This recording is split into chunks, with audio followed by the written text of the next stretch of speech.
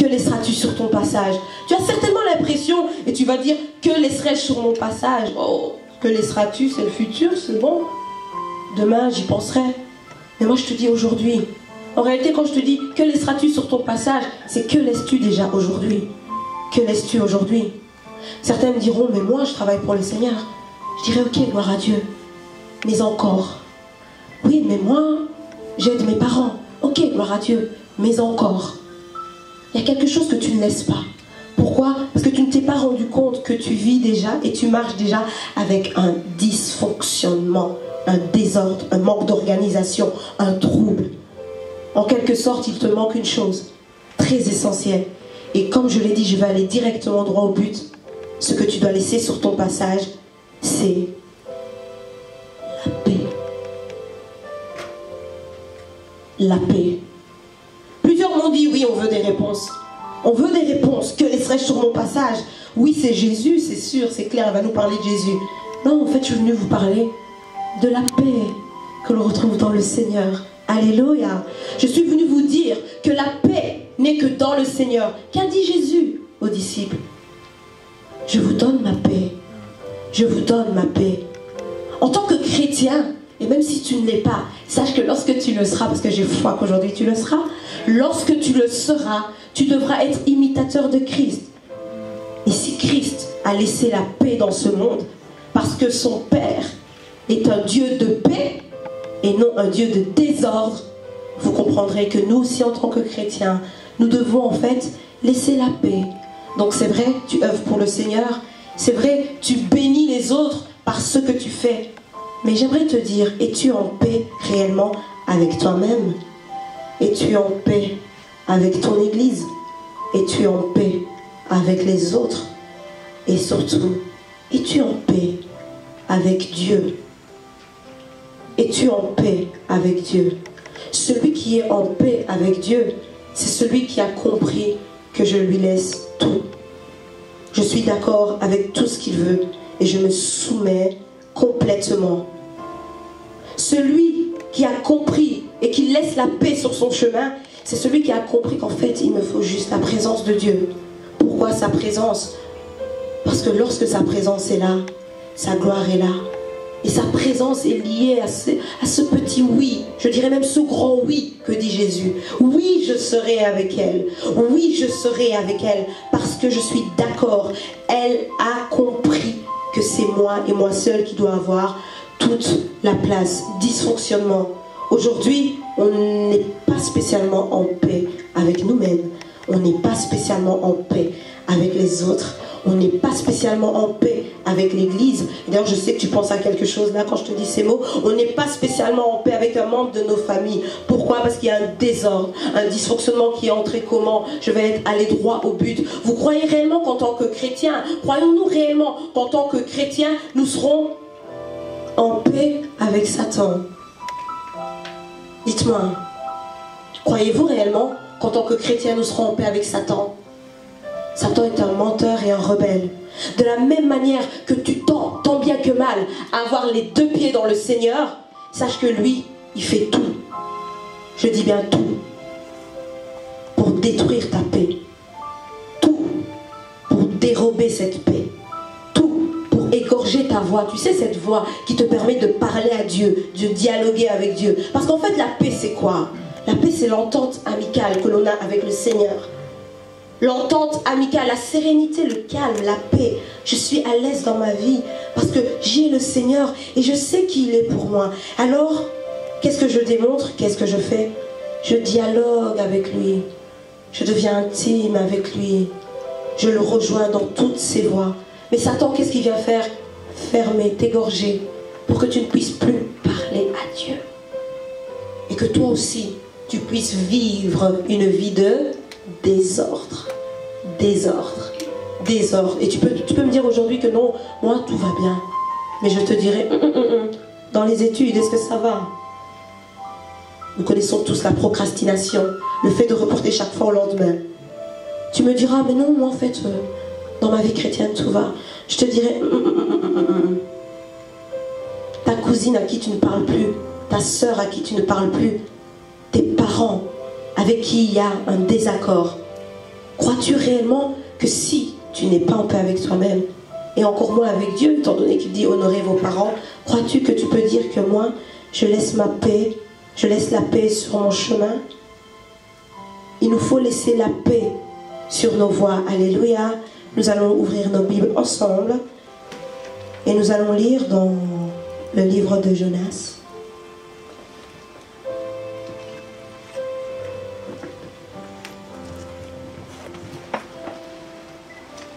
Je pense que l'on connaît tous cette histoire.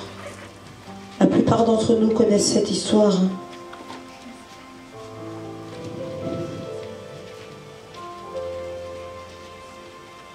Nous sommes donc au chapitre 1.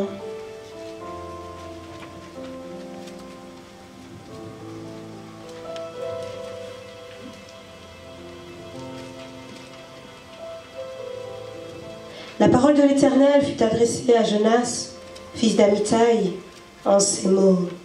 Lève-toi, va à Ninive, la grande ville, et crie contre elle, car sa méchanceté est montée jusqu'à moi. Et Jonas se leva pour s'enfuir à Tarsis. Dysfonctionnement, désordre, désobéissance, rébellion. Dieu lui dit, lève-toi, va à Ninive, la grande ville, et crie contre elle, car sa méchanceté est montée jusqu'à moi. Jonas, oui, se lève, oui, il semble écouter, mais en réalité, se leva pour s'enfuir, nous dit le verset 3, à Tarsis, loin de la face de l'Éternel. Il descendit à Jaffo et il trouva un navire qui allait à Tarsis. Il paya le prix du transport, s'embarqua pour aller avec les passagers à Tarsis, loin de la face de l'Éternel, nous précise la parole de Dieu. Mais l'Éternel fit souffler sur la mer un vent impétueux, et il s'éleva sur la mer une grande tempête. Tempête, trouble, dysfonctionnement, désordre. J'aimerais te dire aujourd'hui que lorsque tu penses que tu es en accord avec Dieu, et qu'en fait tu ne l'es pas, parce que Dieu te dit, Dieu remarque que tu ne l'es pas, il y aura une tempête, un désordre autour de toi, qui va se manifester sûrement par un désaccord avec quelqu'un, par le fait que tu as beau prier, tu as beau chanter, tu as beau aller à l'église, lorsque tu es seul chez toi, il y a toujours ce moment où tu pleures. Oui, tu pleures. Il y a toujours ce moment où en fait tu dis, mais en fait, qu'est-ce qui ne va pas chez moi? Qu'est-ce qui ne marche pas avec moi? J'aimerais te dire que ce qui ne marche pas avec toi, c'est que ta vie chrétienne ne marche pas pleinement avec toi. Et que donc, dans ta vie chrétienne, il te faut avoir cette chose que j'appelle, et qui est le sous-thème de ce jour, une démarche de choix. Dans ma vie chrétienne, il me faut une démarche de choix pour que je puisse laisser la paix sur mon passage. Dans ma vie chrétienne, il me faut avoir une démarche de choix pour que je puisse laisser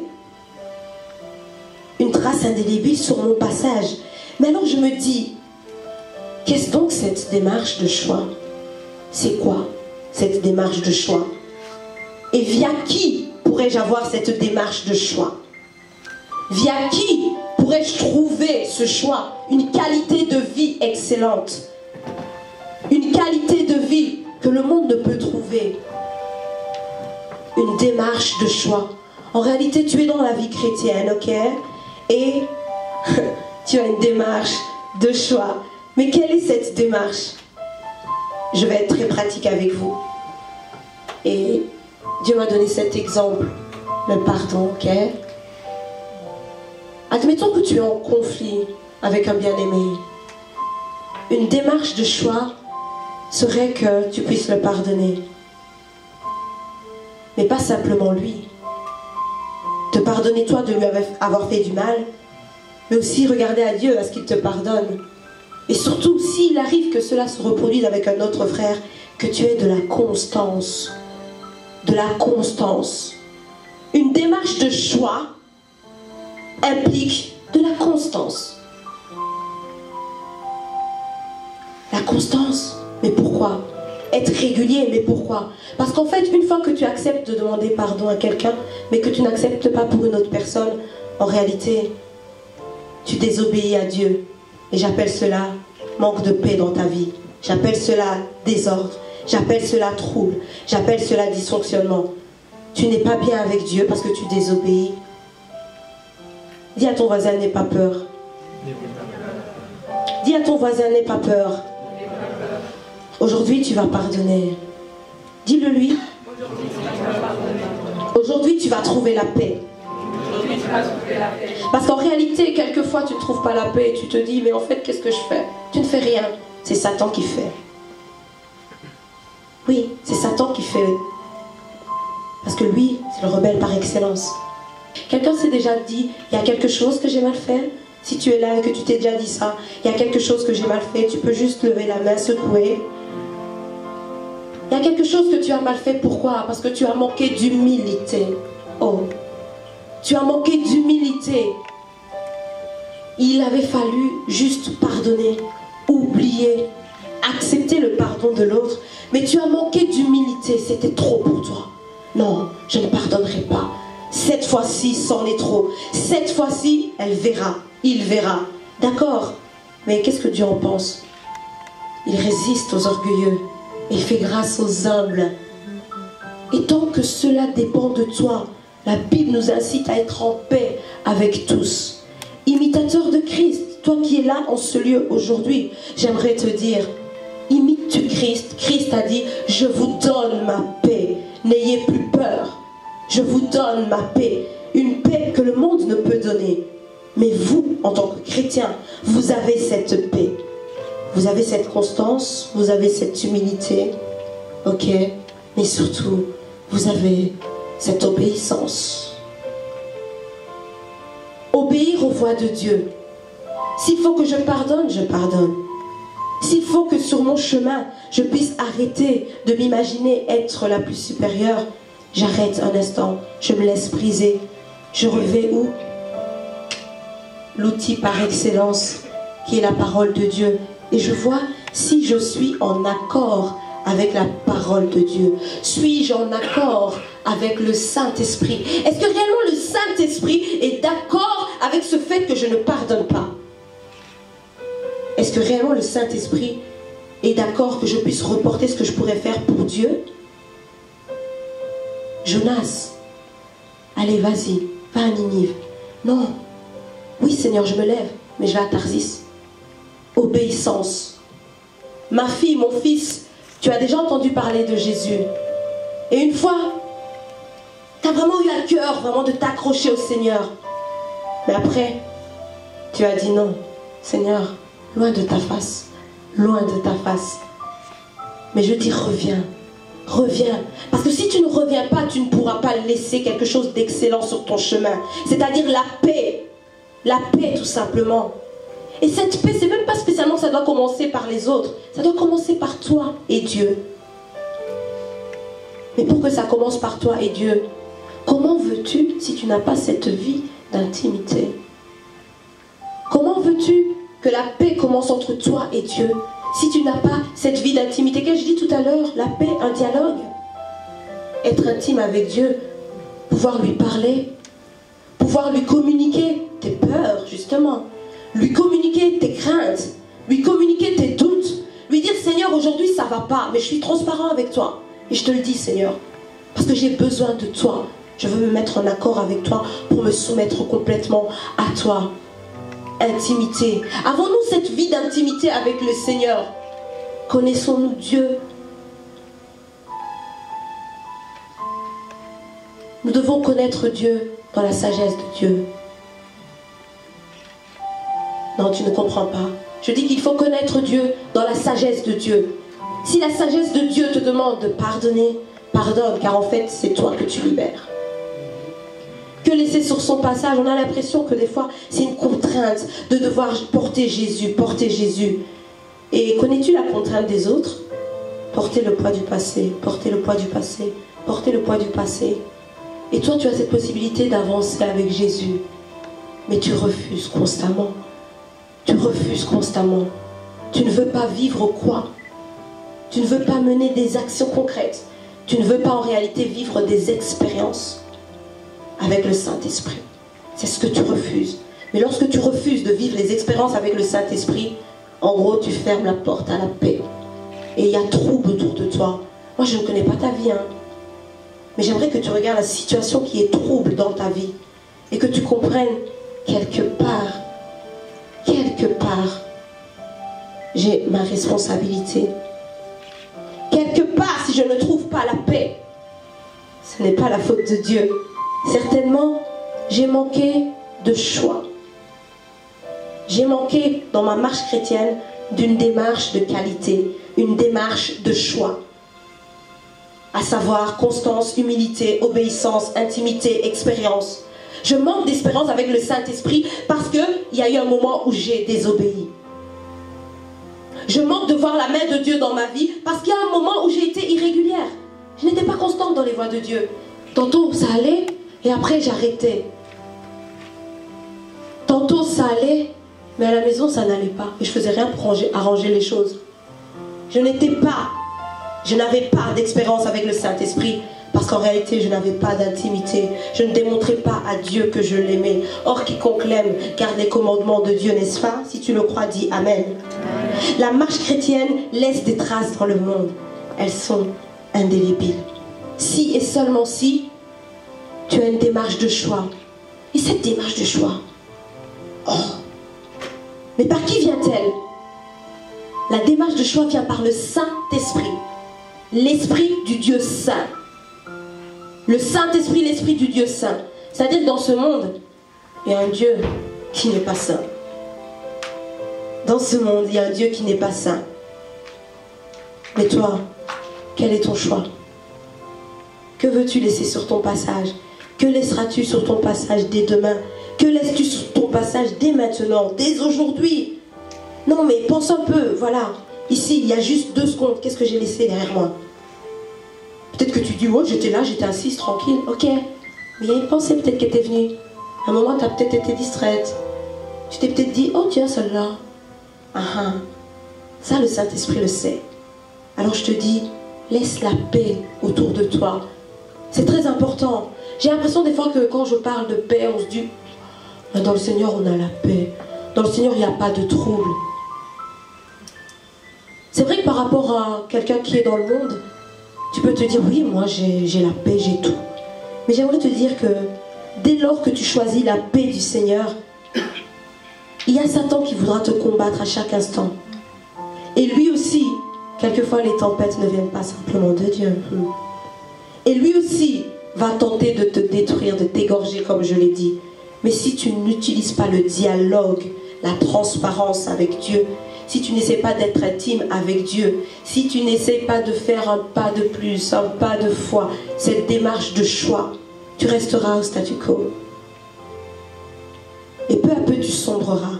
Ça paraît dur, ce que je peux dire là, mais c'est la réalité. Que laisser sur son passage? Dieu nous dit qu'il est un Dieu de paix et non pas de désordre. Je me suis dit, mais Seigneur, oh, tu es un Dieu non pas de désordre mais de paix. Je vois pas le rapport. La paix et le désordre. J'aurais dit la guerre. J'aurais dit un trouble. Et il m'a parlé de dysfonctionnement. Au sein du corps du Christ, il y a quelquefois un dysfonctionnement qui s'installe. Une sorte d'hypocrisie. Une forme d'orgueil. C'est pas vraiment de l'orgueil, mais ça l'est quand même un peu aux yeux de Dieu. C'est un dysfonctionnement. Et alors, cela explique toutes les tempêtes que l'on peut vivre. Cela explique que l'on n'ait pas la joie. Cela explique que l'on n'ait pas l'amour. D'ailleurs, il faut savoir que de l'amour découlera la paix. Parce que dans mon exemple du pardon, si tu n'as pas l'amour, tu n'arriveras pas à pardonner. Si tu n'as pas l'amour, tu n'arriveras pas à pardonner. Jésus, lui, a pardonné plus d'un parce qu'il avait l'amour. Et même quand on n'a pas cru que c'était bien Jésus, celui qui est ressuscité, même lorsque Thomas a douté de lui, dysfonctionnement, il a encore une fois de plus prouvé son amour. Qu'est-ce qu'il leur a dit? Il leur a laissé la solution extrême, le Saint-Esprit. Celui qui accorde la paix.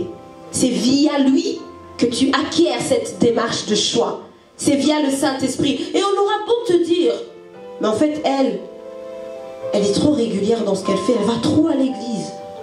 Elle prie trop. Elle est trop enfermée dans sa chambre. Soi-disant, elle lit la Bible. Trop de constance dans ta vie. On aura beau te dire, trop d'humilité. Fausse modestie. On aura beau te dire ça. Mais toi, avec ta démarche de choix, tu seras arrivé sur le cap Jésus. Et tu arriveras où? à destination. Lorsque je vous dis que je suis venue vous aider aujourd'hui, je suis simplement en train de vous faire comprendre que je vous amène à une destination. Il y a une adresse pour toi. Que laisseras-tu sur ton passage? Tu passes par un chemin, ok? Et si tu passes par un chemin, c'est qu'il y a une adresse, il y a une destination, il y a une cible que tu dois atteindre. Il faut que tu puisses y arriver. Et c'est via la démarche de choix dans ta vie chrétienne que tu pourras y arriver. Alors tu peux me dire, mais en fait, en réalité, moi je ne suis pas chrétienne. Elle me parle de vie chrétienne. Je ne suis pas chrétienne, moi. Moi, j'ai pas Dieu. Moi, je ne connais pas Dieu. Je m'en fous un petit peu de cette vie chrétienne. Mais je te dirai, tu n'as pas la vie chrétienne, ok? Mais est-ce que tu as la paix?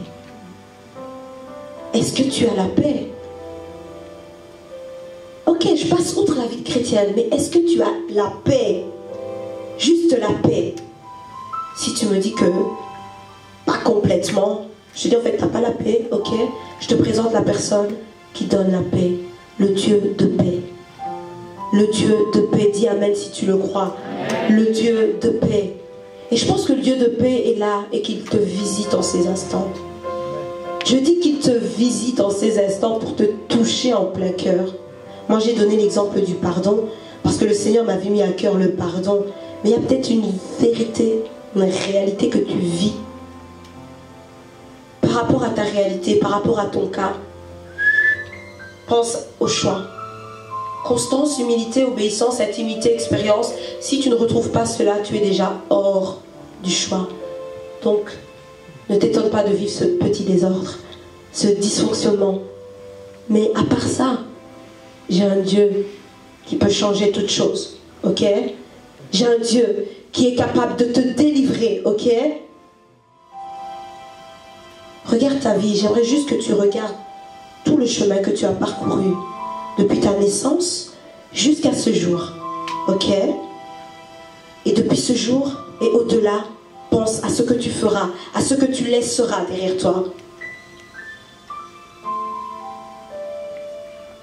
Jésus est le prince de la paix. Et tu n'es pas venu en ma présence, tu es venu dans sa présence. Alors que tu le veuilles ou non, la paix va pénétrer ton cœur. Je dis que tu le veuilles ou non, la paix va pénétrer ton cœur. Je dis que tu le veuilles ou non, le Saint-Esprit va te toucher. Il va faire quelque chose. Oui. Toi aussi, tu auras une démarche de choix. Tu ne pourras pas simplement dire, mais comment elle fait en fait? Moi, j'arrive pas. Tu sais même pas, en fait, elle pleure chez elle. Elle n'est pas spécialement en paix. Mais toi, parce que tu vas chercher en profondeur, tu vas creuser, tu vas dire, Seigneur, ah non, je ne suis pas ce rebelle. Moi, je viens à toi. Et moi, je lutte. Parce qu'en réalité, quand je parle de dysfonctionnement, je te parle de lutte. Je te parle d'un problème. Et je te donne la solution. Alors ne t'arrête pas à cette lutte, ne t'arrête pas à ce problème. Mais vois la solution, vois Jésus, vois le Dieu de paix, vois le Dieu qui te restaure, vois le Dieu qui est apte aujourd'hui même à te soulager. J'avais à cœur de lire une histoire de Néhémie. Vous savez, Néhémie, il a eu à cœur de rebâtir les murs du temple.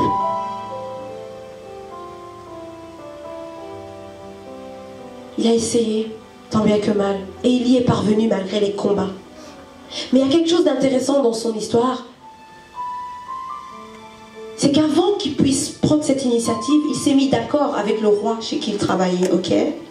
Ensuite, il est parti, et la Bible déclare que la main de Dieu était sur Néhémie, ok? Et lorsqu'il a vu, il a eu tous ces combats, il y a eu un moment, il a fait quelque chose qu'on ne fait plus dans ma génération. Il s'est tu. On va le lire ensemble. Il s'est tu. Il a té un point. Il s'est dit non. Je ne leur parlerai pas de ce projet. Je ne leur parlerai pas encore. Mais il faudra qu'ils attendent. Et après ils sauront. Dans ma génération, on ne se tait plus. Dans ma génération, on parle. On aime parler. On sait parler. Oui. Mais est-ce que quand tu parles, tu laisses la paix? Est-ce que quand tu parles, on détecte Christ en toi? Il faut quelquefois apprendre à se taire. C'est une de mes pistes d'action pour vous aujourd'hui. Se taire, avoir une démarche de choix, c'est-à-dire constance, humilité, obéissance, intimité, expérience. Quand je parle d'expérience, je parle d'action. Je veux mener des actions. Je veux mettre mon Dieu à l'épreuve. Je sais qu'il pourra faire quelque chose. Et là, je suis sûre que je laisserai quelque chose d'excellent sur mon passage. Je laisserai la paix. Sur mon chemin, bien-aimé, sur ton chemin, laisse la paix. Sur ton chemin, laisse la paix. Sur ton chemin, aie une attitude d'humilité. Sur ton chemin, choisis d'être obéissant à Dieu. Peu importe ce que l'on dit, peu importe ce que l'on fait, tente des expériences avec le Saint-Esprit. Et lorsque les hommes parleront, toi, tu te tais. Est-ce que je me fais comprendre? Est-ce que je parle à quelqu'un? Lorsque les hommes diront, déclareront, toi, tu te tais. Nous sommes dans le livre de Néhémie. Il y a eu Jonas. Et il y a également Néhémie.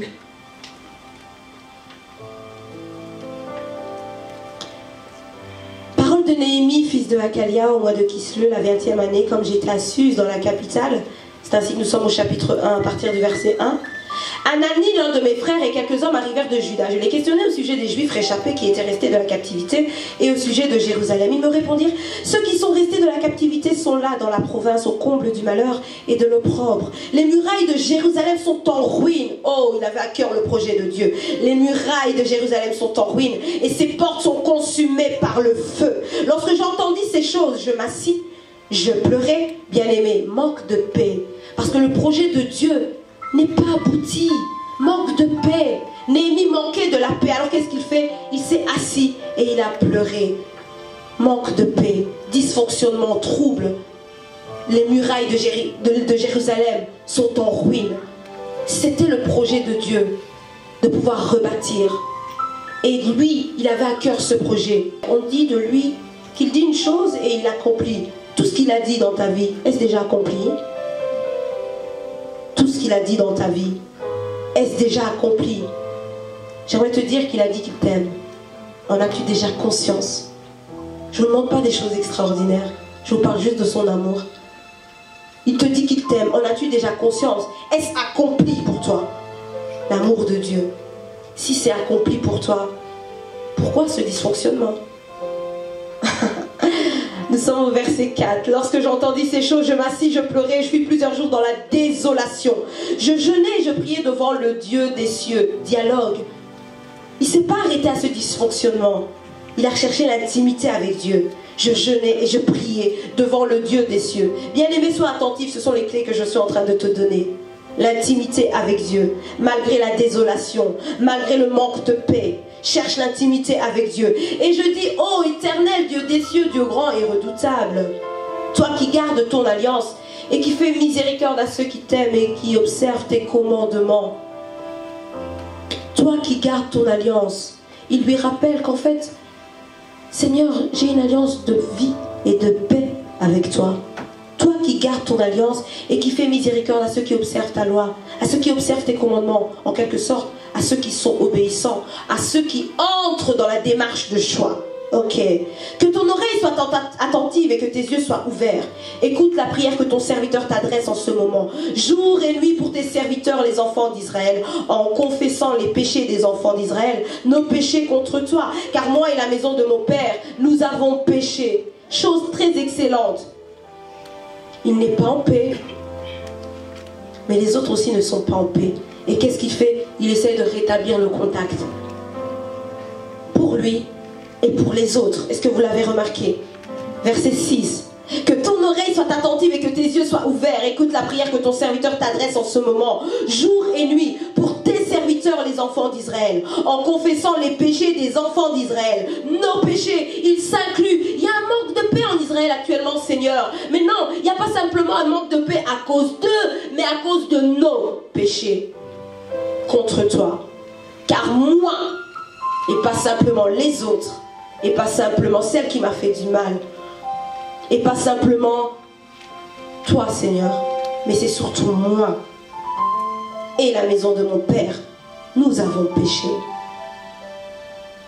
Nous t'avons offensé et nous n'avons pas observé les commandements, les lois et les ordonnances que tu prescrivis à Moïse, ton serviteur. Souviens-toi de cette parole que tu donnas à Moïse, ton serviteur, de prononcer. Lorsque vous pécherez, je vous disperserai parmi les peuples. Ce qui arrive, ce n'est qu'une conséquence du péché. ce qui t'arrive, ce n'est qu'une conséquence du péché. Le péché, en réalité, c'est manquer le but. Manquer la raison pour laquelle tu es sur la terre. Mais moi je suis sur un chemin, je suis en train de marcher. Je suis la bonne direction. Je suis sur la bonne direction. En fait, je te dirais que peut-être que tu n'es pas sur la bonne direction. Tu es peut-être sur ta direction, mais pas sur la direction du Saint-Esprit. Celui qui te conduit via une démarche de choix. Est-ce que vous pouvez venir ici, s'il vous plaît?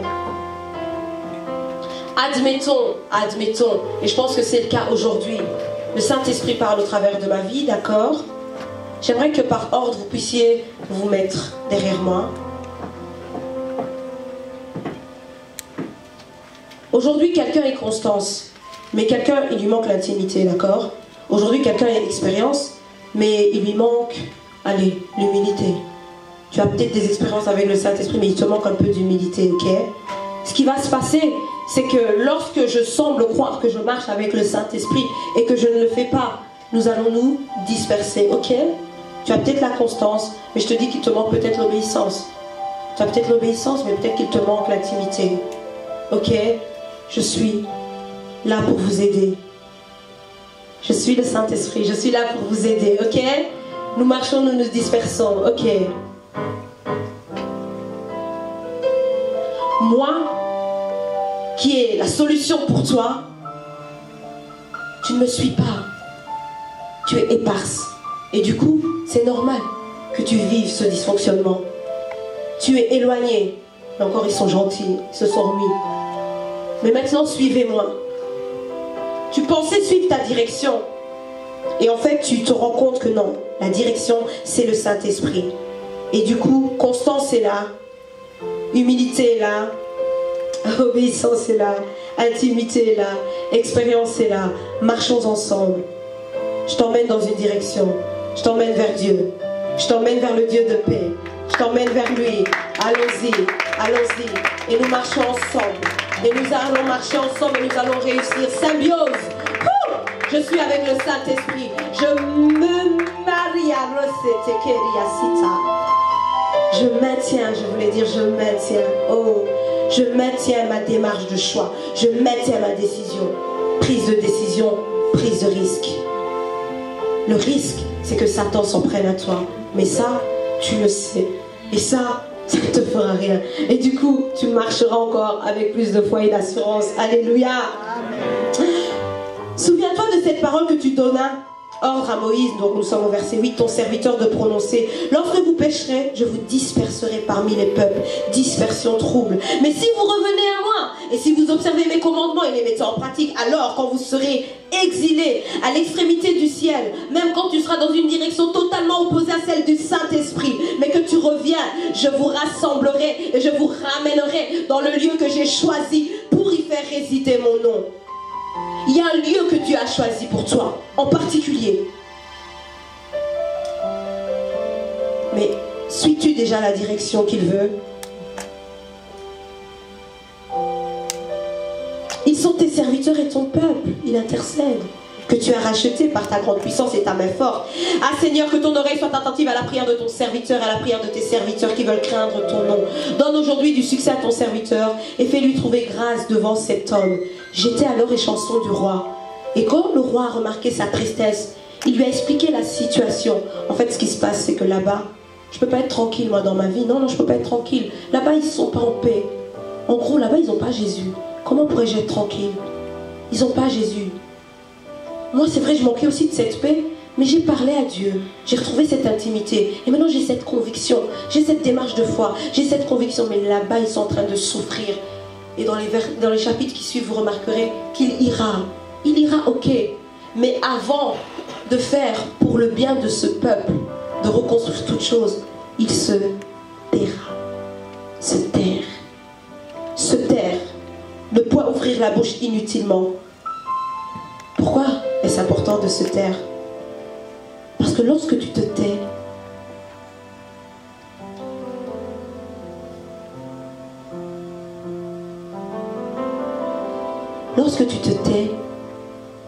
il y a quelque chose de spécial que Satan ne capte plus. Tu deviens en fait directement relié à Dieu.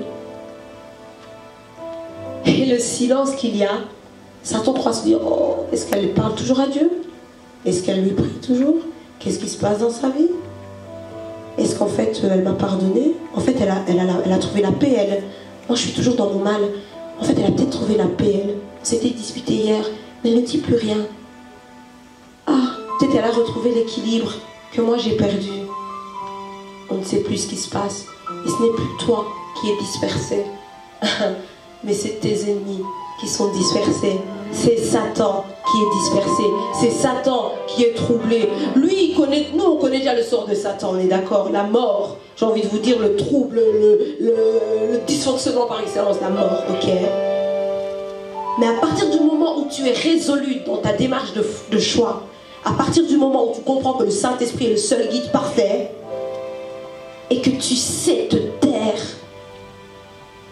c'est-à-dire que tu sais ne pas réprimander Dieu, ne pas lui dire oui mais Seigneur, oh, c'est peut-être un peu de ta faute, hein. C'est toi qui n'as pas permis cette situation. Ça allait bien, j'allais là.